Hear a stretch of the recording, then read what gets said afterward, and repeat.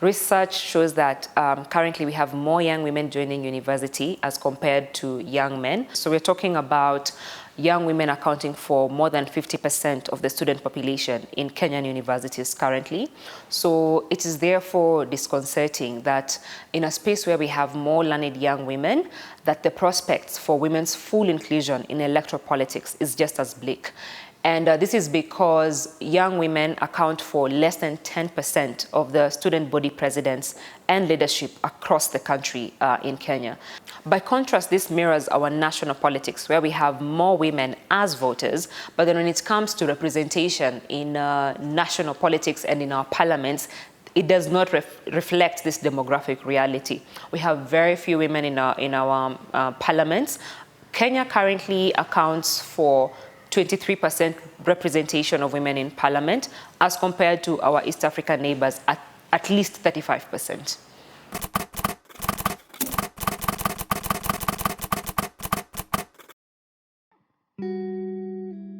So pre-colonial times, we did have women at the helm. If you look at the history of Mau Mau and the role that women actually played for us to get the independence that we get to enjoy today. If you want to mention Field Marshal Muthoni, Mekatilili Menza, they played a very critical role.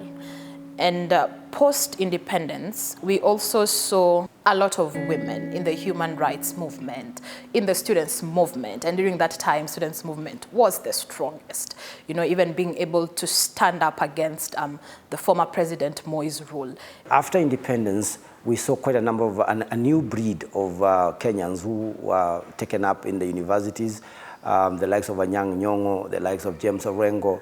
So we see these figures emerging from our institutions of higher learning, some of them part of the student movement, some of them notable individuals in their own right. They did form the first class of leaders to emerge after the colonial experience.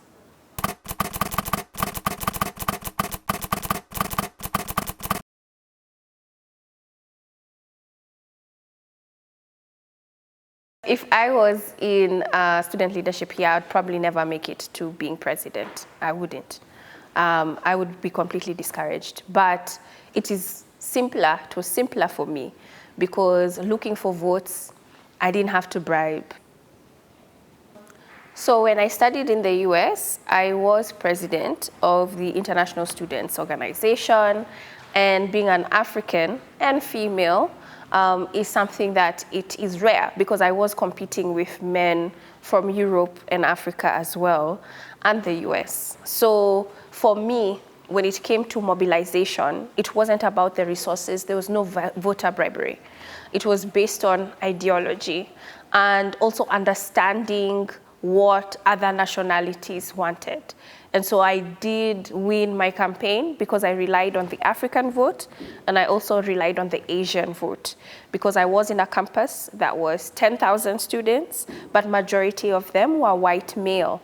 So I knew I was not going to get voted in by white males. So understanding those dynamics, which I feel is very different from the politics that happens here in universities. And there's no sense of intimidation even when voting. The verbal abuse is there, online propaganda is there, but it's not to the extent that it is here, where I am actually risking for my own life, and I'm worried whether I should hire goons to protect me or goons to attack my opponent. That's not something that I had to experience.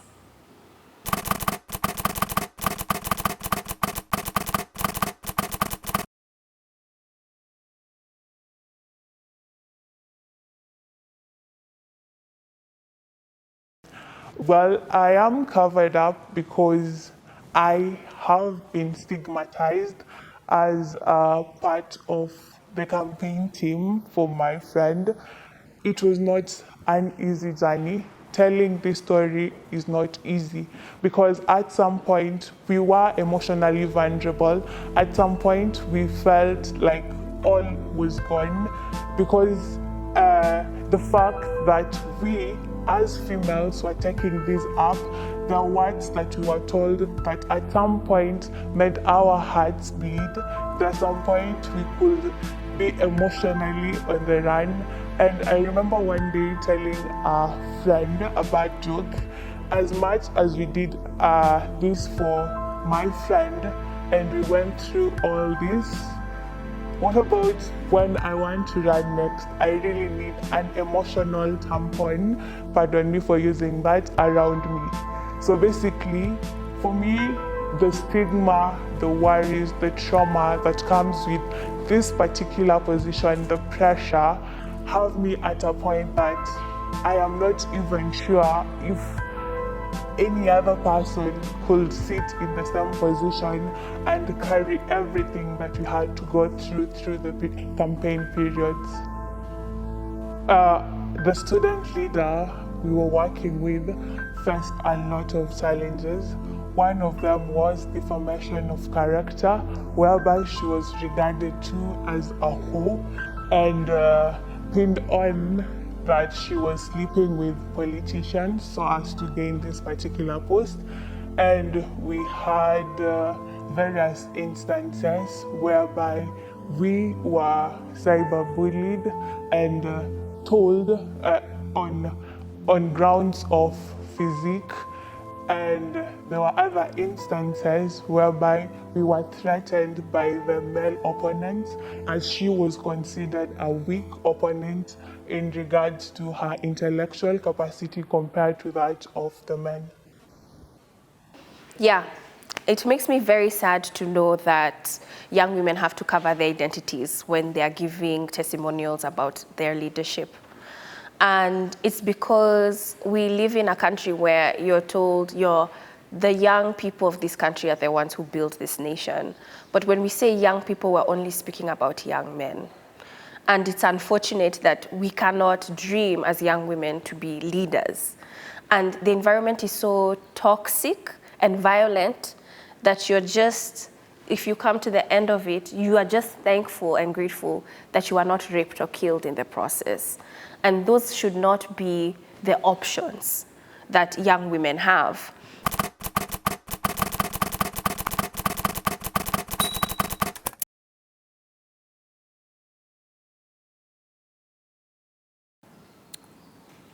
So for me, I was able to convince my community for me to be the flag bearer.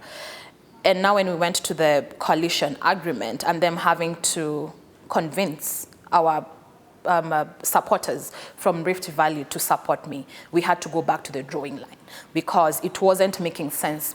During that time, they had to give us the Secretary General position, and it was not sitting well with them for a woman to be the president and for them to be the Secretary General. And even at some point, our elders. So this is what happens at the university. I was in third year. So the ones in fourth year are the elders, waze, yeah? They're the ones who are just ensuring everything is in place. And actually, again, they came back to me and they were convincing me to go for the Secretary General and for that guy to be the president, because even for them, it's not anything they had experienced. And that was also a challenging time. But this is what kept me going. I have a mentor in the political scene. Millie Odhiambo is my mentor. And this is what she said, that it's going to be difficult. It's like, she's very visionary. It's like she saw. She said at some point, they're probably going to tell you to step down for someone. And that is always happening. Even right now, if you look at the political season, when a woman is going, let's say, for governor, and they're asked, why don't you step down for Mr. So-and-so, and we will give you this. And that is what was happening to me. And she said, how about, if you're not going to get it, how about you fail at the ballot? So that kept me going. But the truth is, so many times I wanted to get out of the race, especially when my life was under threat. So many times I wanted to give up. But I knew I owed this to my generation, that someone did. Because even for me to actually win that, there had been women, not necessarily in my university, who ran for that office, and they didn't get it. So I felt like I have to do that for the larger female community who have those ambitions, because I carried their dreams and their aspirations. So that is what made me not give up.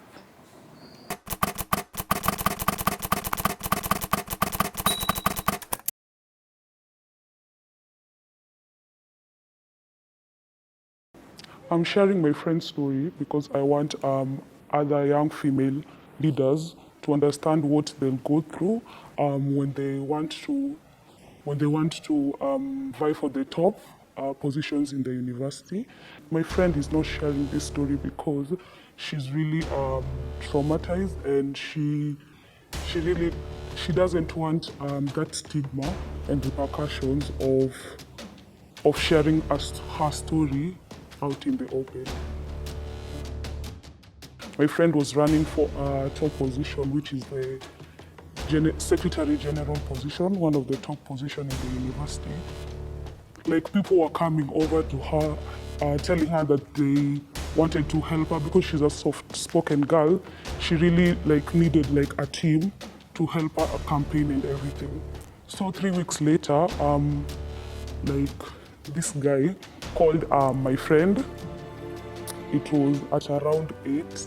He called her to his place because now, see, we already know this person, so it wasn't a big deal. He was like, let's go through the campaign plans and everything.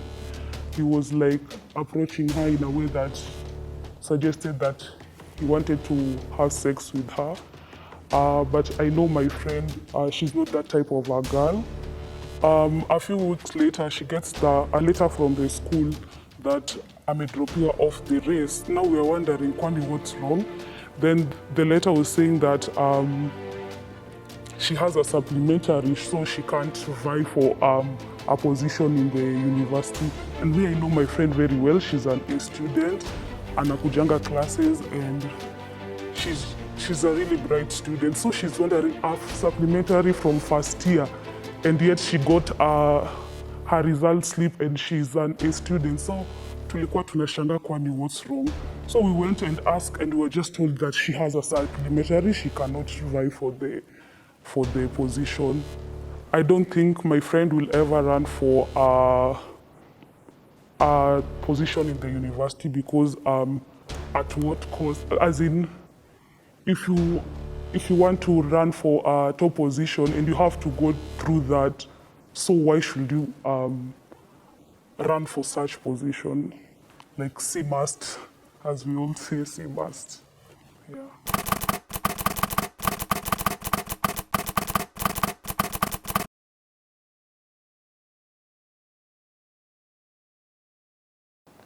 SGBV is one of the biggest problems that we have when it comes to its adverse effect on the progressive nature of women and female leadership in our country. And it happens in all the spaces, including within the student movements and the student fraternities. A remnant of the patriarchal nature of our community, where women have always been seen as lesser than the men, and it continues to manifest itself in every of the processes that we are seeing. Whether it is in terms of even getting grades in the university, whether it is in terms of who becomes the leader of the university. I mean, those are experiences which are being talked about, which have been talked about for very many years.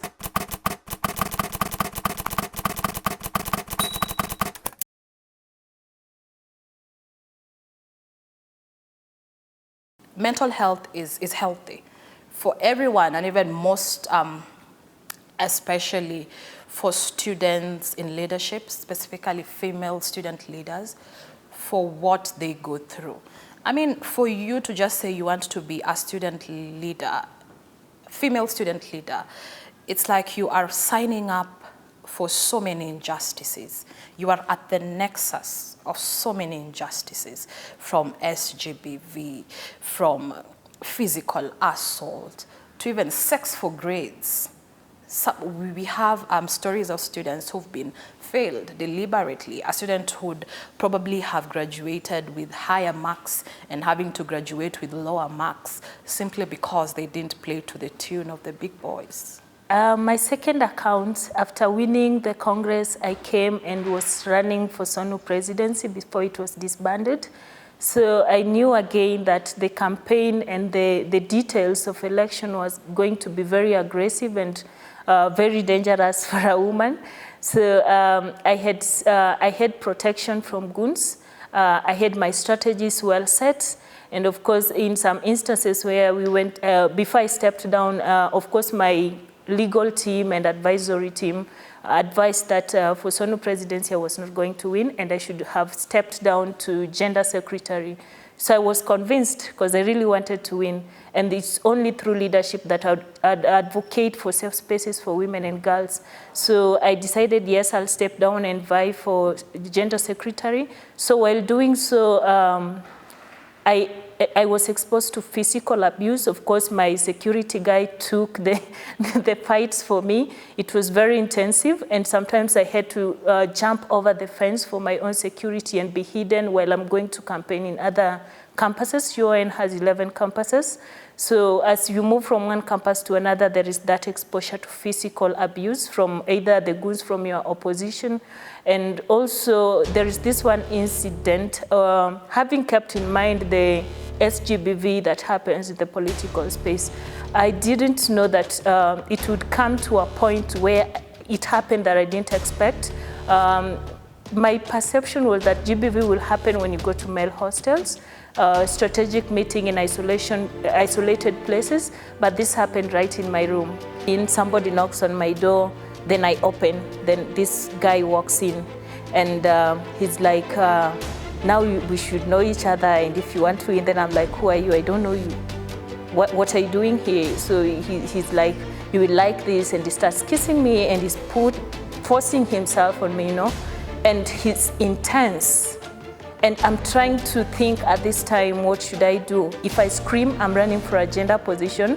I'm holding the campus representative for Warsaw, which is an influential position as well. I'm a role model. Yes, I know where to report SGBV cases and the legal procedures, but at this point, I have to think the consequences of my shouting. If I scream, if I report this guy, what would happen? That would mean loss of time. This time I'm following up on the abuse and going to report. All this time could be used to my campaign. So while he's doing all this, my mind is up, should I scream or not?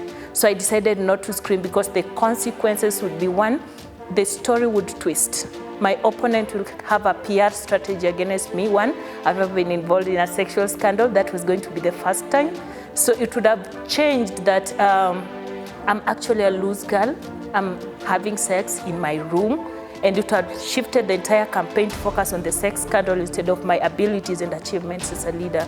So at this point, I decided not to shout, and he's still intensively assaulting me, and I'm trying to rescue myself. There is commotion.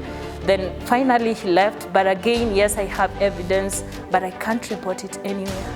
So I kept quiet about it, not my friend, not my security guys, the goons, nobody knew about it to date. Only me and him knows about it. And the saddest part of this guy is going to run for is actually running for a political office in the current election.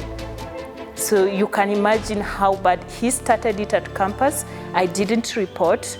He's running for political office. I can't do anything to stop it. I didn't get justice because of the consequences of SGBV reported cases at that time as a leader, for example. So I didn't want people to lose confidence in me.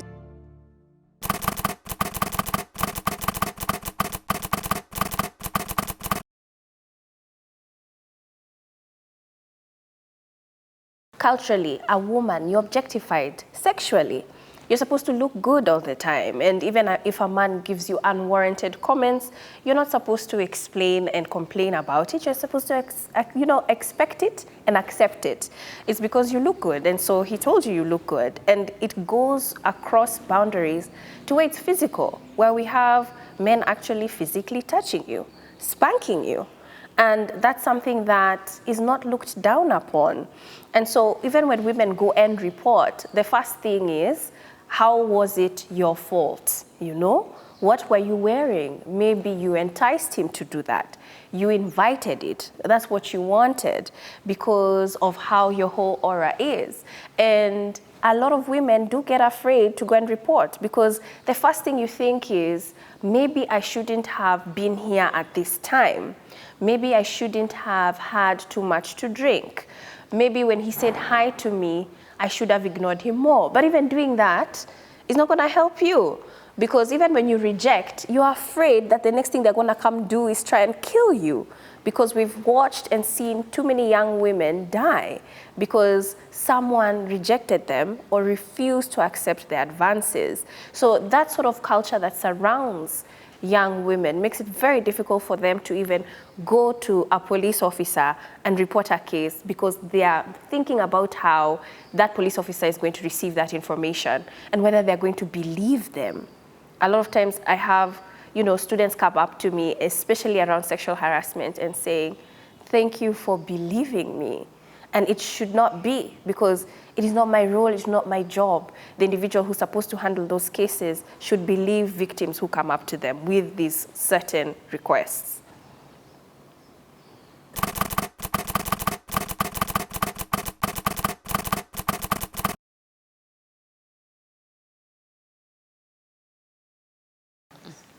So I ran for political office for the member of county assembly seat, and I remember one time after speaking to a crowd, trying to campaign and seek their votes, and it was towards evening.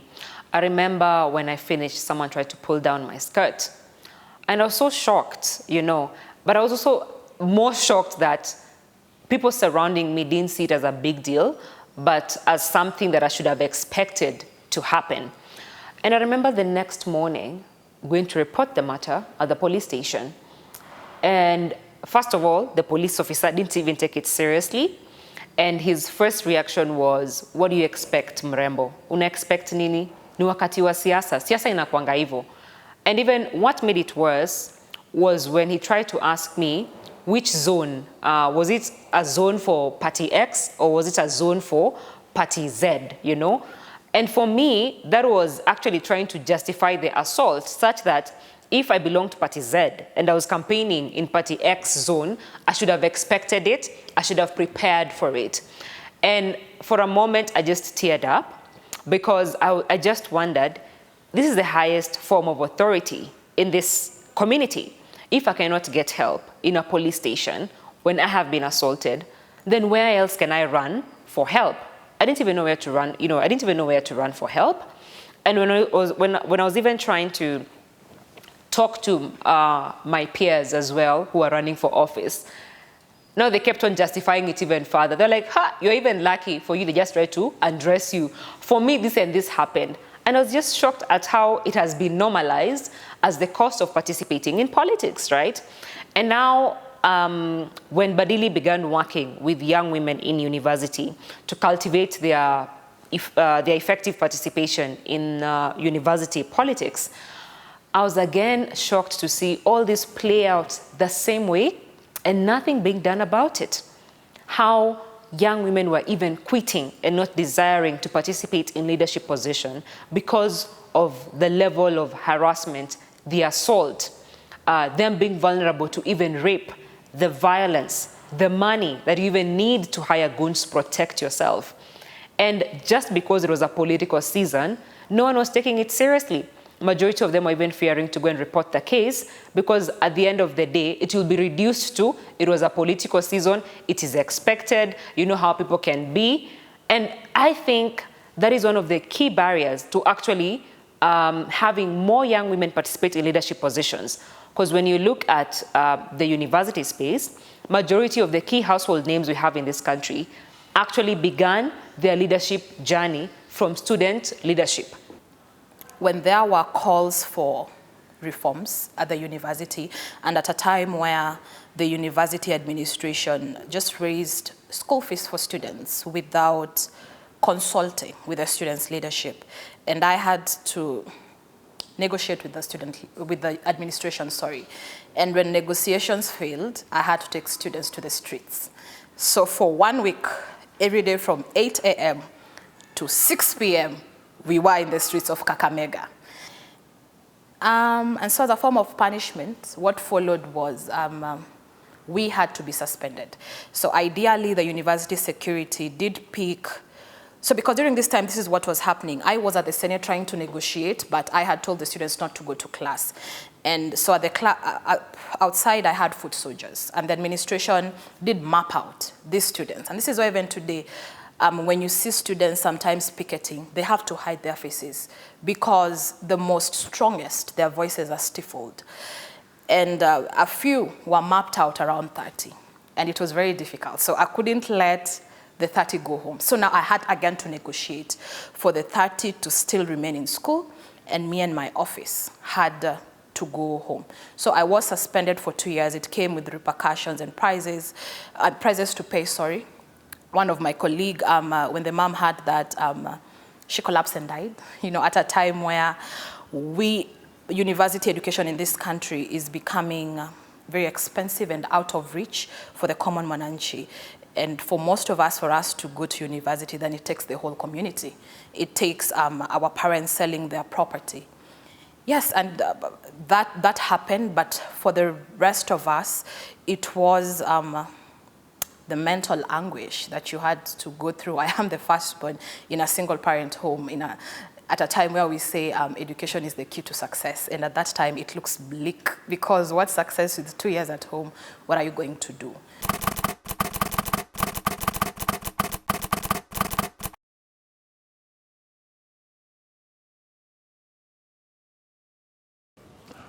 Well, I would run for a political space or seat in future, because I believe that this is a journey that has just begun. I believe we as females have a chance to rewrite our stories, and we as females have a chance to take up space in the political world. So basically, I am here to advocate for that and actualize the fact that leadership of females in this country is possible and can be done with or without the challenges, or with or without the support from other people. So it's not enough just to be talking about student engagements, and yet as a society we have never embraced women leadership. For instance, if from our houses and our homes we are still talking about this not being the space for young girls to participate in, then how else do we help them as a society to be able to grow those particular qualities that we'll be having? So if we don't have that that support and transparency within our parents and within our homes, it can't grow in the society, because the society is a family multiplied 1,000,000 times. So if we can be able to do it from the home front, encourage these young girls who want to become leaders in this country, support them when they need support, then they may not need to look for support outside from these guys with money or these influencers. They'll be able to get it from home, and they'll be able to feel confident enough to participate in these processes. So in my view, let's get it homegrown first. Can families support those of theirs who may want to participate in student leadership? I am hopeful about female student leadership. I think now we have seen 2 coming out of UON, and I do think that if we continue to push for the right things, we will see much, much more. There's also stuff that we're doing online to protect women and the cyberbullying that is surrounded with their engagement with leadership. And I'm glad that there are organizations like Badili Africa that are working on encouraging young women to remain in leadership and holding culprits who are creating barriers responsible. I think I'm hopeful. Some of these things actually discourage more young women from coming forward and running for office, because you're like, if I have to actually deal with all this, let me just remain where I am and run my life and deal with my life as is, because why am I actually dealing with all this? Why am I paying a high price to harbor a leadership ambition as a woman? Why? So until we actually work on this and level the playing ground for especially women, then we are far from achieving the gender parity we're talking about and the 2/3 gender rule that we've struggled with in this country. And I think that actually needs to start from the university space when it comes to pushing for the 2/3 gender rule. In the university space, we're talking about 10% female representation. In national politics, we're talking about 23% female representation. So if we don't start early to level the playing ground for young women, then we have a long way to go.